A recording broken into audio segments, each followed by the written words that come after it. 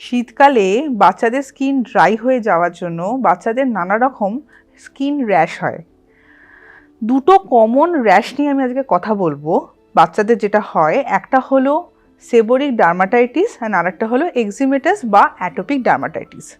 প্রথমে আসে seborrhoeic dermatitis. Seborrhoeic dermatitis হলো একটা র্যাশ যেটা নিউবর্ন বেবিসদের বা 1 বছর নিচে বাচ্চাদের হয়। বাচ্চাদের মাথার স্ক্যাল্পে ড্যান্ড্রাফের ফ্লেক্সের মতো বড় বড় দেখতে হয়, সেটাতে খুব ইচিং হয়, রেড হয়ে যায়।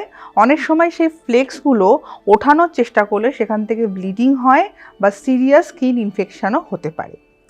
এই ক্ষেত্রে আমি আমাদের এটাই বলবো যে বাচ্চাদের অত্যাধিক সর্ষের তেল বা প্রত্যেক দিন তেল ব্যবহার করবেন না, কারণ এখন রিসেন্ট গাইডলাইন ওয়াইজ সর্ষের তেল বা যে কোনো অর্গানিক অয়েল অ্যাভয়েড করতে বলা হচ্ছে, কারণ এগুলোতে বেশি র্যাশ হয় বাচ্চাদের।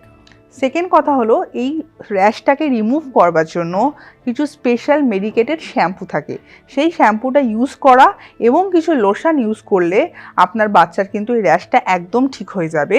অবশ্যই আপনার পেডিয়াট্রিশিয়ানের পরামর্শ নিয়ে সেটা করবেন, কারণ যদি এটা আপনি রেখে দেন এই র্যাশটা কিন্তু আস্তে আস্তে একটা বাজে রকম স্কিন ইনফেকশন হয়ে যেতে পারে। সেকেন্ড যে র্যাশটা নিয়ে আমি কথা বলবো সেটা হলো এক্সিমেটাস ডার্মাটাইটিস বা অ্যাটোপিক ডার্মাটাইটিস। এটা এক ধরনের অ্যালার্জিক স্কিন লিশন হয় বাচ্চাদের। শীতকালে বেশি তার প্রবণতা হয়। বাচ্চাদের এলবোতে বা পায়ে ভীষণ রকম হয়, লাল রঙের দেখতে হয় এবং ভীষণ ইচিং হয়।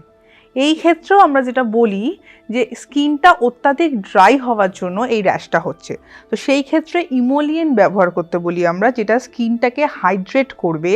দ্য ডিহাইড্রেশন যদি না হয় তখন স্কিনটা ভেঙে যায় না বা এই ডার্মাটাইটিসটা হয় না। তেল ব্যবহার বা পাউডার ব্যবহার করলে অনেক সময় র্যাশটা বেড়ে যায়, তো সেটাও আমাদের বলি ইউজ করতে না, কোনো প্রকার তেলই ইউজ করতে না যাদের এক্সিমেটাস ডার্মাটাইটিস আছে। এবং অনেক বাচ্চার দেখা যায় পারফিউম ইউজ করলে কিংবা কোনো অ্যান্টিসেপটিক যদি জলে ইউজ করে তাহলেও কিন্তু র্যাশগুলো বেড়ে যায়। তো সেই ক্ষেত্রেও আমাদের আমরা বলি যে বাচ্চার জন্য খুব মাইল্ড একটা সোপ ব্যবহার করবেন, ডিটারজেন্ট খুব বেশি দেবেন না জামা কাপড়ে, বা যেন ভালো করে ওয়াশ করবেন যেন ডিটারজেন্ট না লেগে থাকে।